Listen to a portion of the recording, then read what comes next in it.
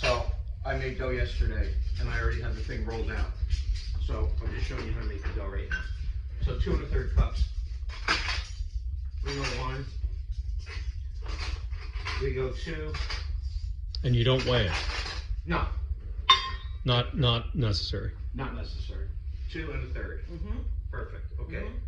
1/3 cup of sugar.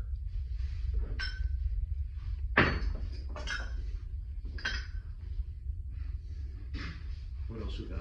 Pinch of salt. Pinch of salt. Yeah. I know what a pinch is. 2 eggs. 2 eggs. Okay, so Large. Right. With the eggs, we're gonna break them into a little bowl and beat them up a little bit. But Before you before we add them, but we're not gonna add them right away.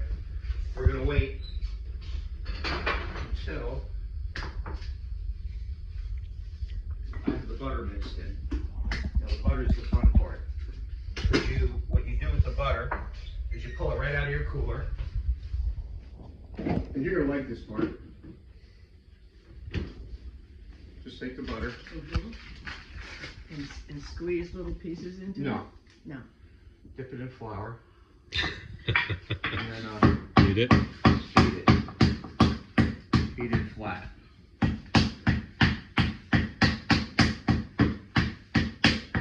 Like that. And you can dip it in the flour a couple times. So you beat it until it's a little, what's the word? Malleable. Michael, do you need butter? No, I got it, big. Thank you. Okay, so we got our flour, our sugar, our salt, and here comes the butter, right? Just take it. Wow. Take it and throw it in there like that. Wow. Okay. Now you can make so many desserts with this pasta frolla. But The full you guys are lucky tonight because Sue and Chris are on some kind of gluten-free thing, Uh-huh. so they're not having any. So you get like a More nice big for pie me. that they call it. Oh. Isn't that cool? All So right, is this what they call when they say cut the butter in? cut the butter in. Okay. Yeah. Because this is what I've done before, and I didn't. Cut it in. I thought I was. I wasn't too. I thought it was a primitive.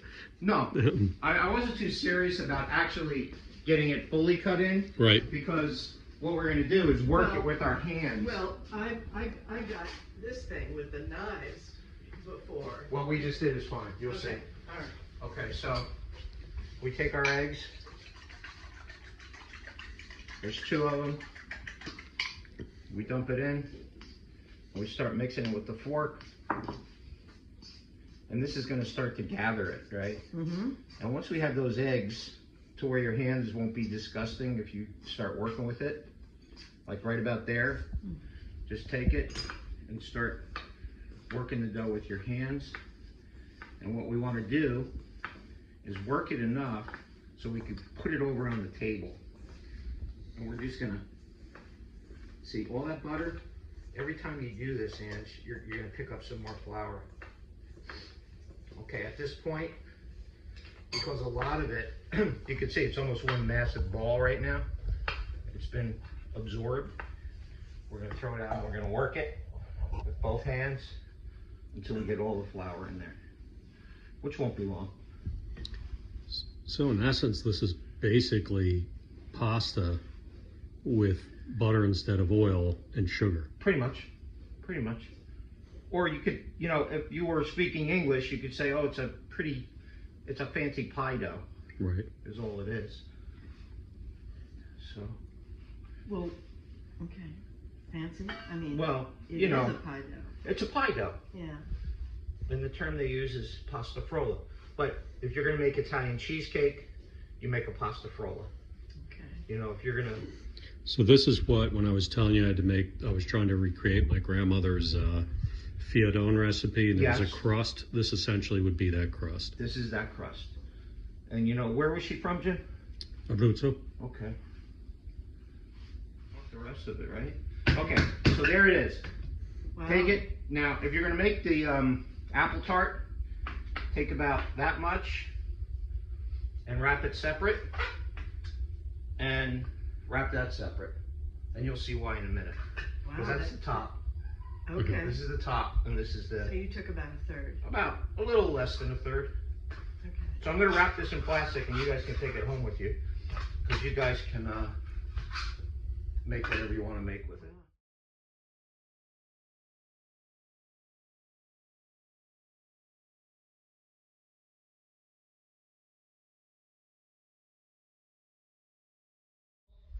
Heavy bottom pan. Okay. Got good distribution of heat. If you take a cheap pan and throw a piece of butter in it, one side of the pan will be burning, and the other side of the pan will be melting. I've Right. noticed. Right? Yeah. So, Yeah, I've got that. all right. So Experience. I'm going to put in. This is the 2.5 ounces of butter. Oh, Okay, that's in the recipe. That I already got that weighed out. okay. What you will also need, Ange, is a flat spoon. Yeah. Okay. Sugar, 1 cup. Okay. I think, is it on the recipe, Jim, is there a cup of cream as well? Cup of heavy cream? All kinds of different things that'll kill you. Alright. So, the other ingredients are vanilla extract. Do you measure your vanilla or you just kind of pour it? You know what? Yeah. I've always just kind of poured it, but I just bought it and saw what it cost. So I think I'm going to start measuring it. You know? You see what vanilla costs? A flag under the sugar. Okay, so this is interesting. This is totally new for me. Well, what's going to happen is we're going to melt that sugar. It's gonna melt, okay. And we're going to brown it. Not brown it, you're going to see it gradually turn color. Okay. Have you ever had brittle? Yeah. Yes. This is how you make brittle. This is how you make nougat, they call it. Oh. You know. Oh. We used to make display pieces like baskets and all kinds of crazy shit. But all it was sugar and almonds. That was it. Beautiful stuff. Is that praline? Praline as well. Same way you make praline. Okay, so even though it doesn't look like anything's happening, Right. you want to stir it. And you're going to see what happened just there on the side? That liquefied on the side of the pan. And here's the problem with this procedure. The sides of the pans are always going to be hotter. And when you stir, you're going to want to make sure that you take the stuff off the side of the pan because that's going to be the part that'll burn on you. Okay? Okay. And I'm feeling the bottom of the pan, and I'm pushing the sugar around. And this happens, there, see that? It's like brown there already, and I didn't do anything. See, it's starting to melt over there? Yeah, I see. So I'm just kicking it around a little bit. And I'm going to continue to stir it. And you can see they're starting to form like little pieces. Yep, I see it. Okay. But what's good is once it starts to liquefy, which isn't that far away, it all stirs in at once. Like I can get rid of all that other stuff. That can come back together.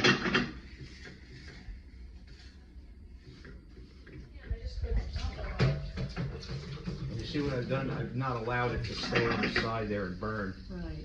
But it is going to start to liquefy very shortly. And you'll know that because you see how they turn into all these little like bugs? Yeah. They want to clump together. They don't want to join the liquid. So what they do is they stick together. But we're not going to let that happen. And that's the purpose, the real purpose of having a flat spoon is so you can do this. And that takes a lot of those lumps out.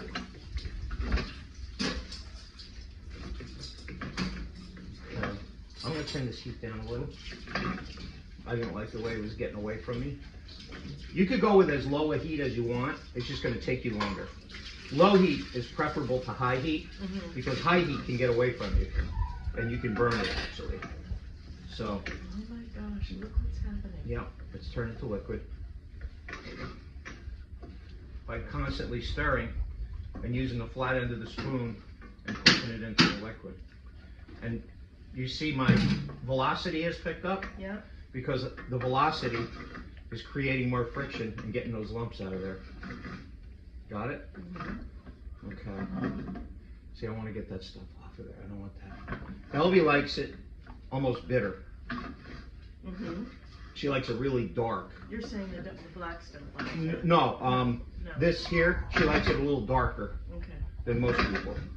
So it almost has like a, I like the bitterness. she likes the bitterness. So this, at this point, I can turn this off because do you see any lumps? No. All right, there's one thing you have to do. Can you throw me that knife, Ange? Look, this one? Oh, any knife. That's a good knife. The spoon, Ange, is always going to accumulate sugar on it. See that? You want to take a knife and you want to get the rest of it back in there. And that's going to dissolve. Okay. But when you're done, you know, when you cook it and the sugar's on the end of the spoon, don't worry about it. Because you could knock it off with a knife. And you see what happened there? Yeah. Okay, so the heat's off. I'm going to start to take little tiny bits of butter and kick them in there. And stir them in. You're always using salt. No salt. No, this is salted. It's salted, Yeah, but it's salted. it's not gonna. There's so little in there. You know, if you had your preference, yeah, go with the no salt. It's a dessert, right? So. All right, that gets mixed in. So wow. Now it has like a mahogany color. Yeah, and you have no heat on this. I have no heat. Wow. So what I'm gonna do You want your apples? is pour the cream in and stir it up, and that makes a caramel sauce. And you don't have to worry about the high heat. No, because what we did, Jim, was you saw how slowly I added that butter. So when adding the butter in bits like that, we created an emulsion. Right. And when it's an emulsion and we add cream, which is another emulsion, Right. you're going to get a sauce, which is what we have here. Okay, so I'm missing vanilla. What else am I missing? Cinnamon, probably. Yeah. Cinnamon? You did. Okay. Is the whole thing the sauce? All of this? That's all the sauce. Okay, so. The egg on the bottom you shouldn't be concerned with. Did Where are you did the sugar. You did the Not yet. Apples, walnuts. We're good. cream, Yeah. butter, sugar. We're good. Okay. Everything's in there. So sugar. Cinnamon? Cinnamon's gonna go on top. We're gonna put that It's on the right top there. crust. All right, so we're done with the recipe. And the apples are where, babe? Right to your left. Right next to you. Okay. These are apples. They're 2 pounds of apples that have been cubed. We're gonna take this and pour it on there. And Elby's gonna like this because this is really dark. This is nice and dark. The only time you're allowed to stop cooking is when it becomes liquid. If you wanted a light, really light caramel, as soon as it's liquefied, you could stop. Right, I saw that. Okay. And that's a different color. Yeah, well, we're about No, I got it. we're about as far as you want to bring it. A rubber scraper, and you mix that caramel sauce. Make sure all your apples are coated, and we're just gonna put this on the side. You still haven't put in your vanilla yet. Yeah, I did. You weren't looking. Oh, when did you do that? Jim has it on tape. It's on here. It's on there. I see. Tape. He's old, it's tape. All right. So all the apples are coated. There's 2 pounds of them. I use I like wine sap. I don't even know what these are. What are these? No wine sap. Wine saps. Yeah. Okay. Put that on the side. Before you guys came here, can I put this in the sink? I took my pasta frolla and I rolled it out into a tart pan. The tart pan was buttered and floured. Okay? Okay, yeah. This is an 11-inch tart pan. Okay? We want to put the oven on 375. And it's going to go in there for an hour. Yes. I separated it. This is the smaller piece that I put aside for myself. Ah, okay. Okay. It's gonna be the top. It's going to be the top. And you take it.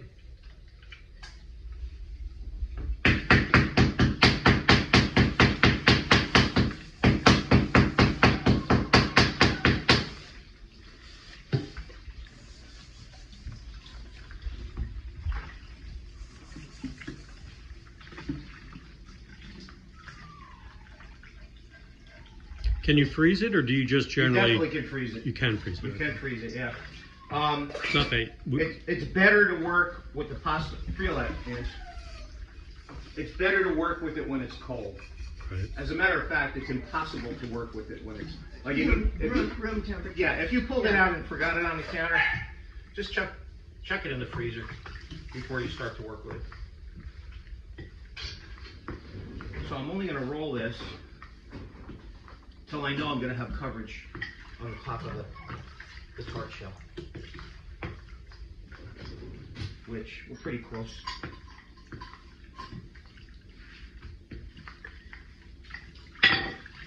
Let's see, a little bit more.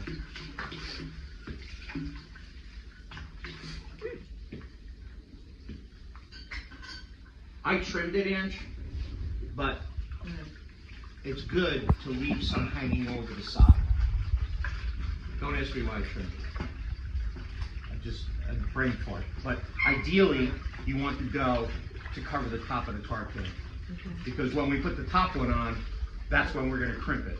Right, it's gonna have something to seal with it. Right. So when we bake this one, you're gonna see some bubbling that it'll come out over the side, which, you know, it's not the end of the world, but that would not happen if we allowed it to just drape over the side a little bit. I think we're ready here. So what I'll do, we have our shell, we have our apples.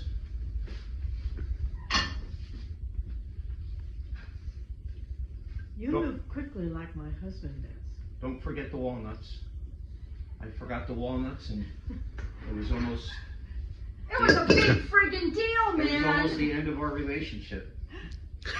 It was horrible. They really had a lot. I'm sure. So, pat this down a little bit. You know, get it in there. And then the walnuts just get sprinkled over the top. Okay, Mm-hmm. we're ready to go. We have a half sheet pan now. Yep. I've used the bottom of my hands in.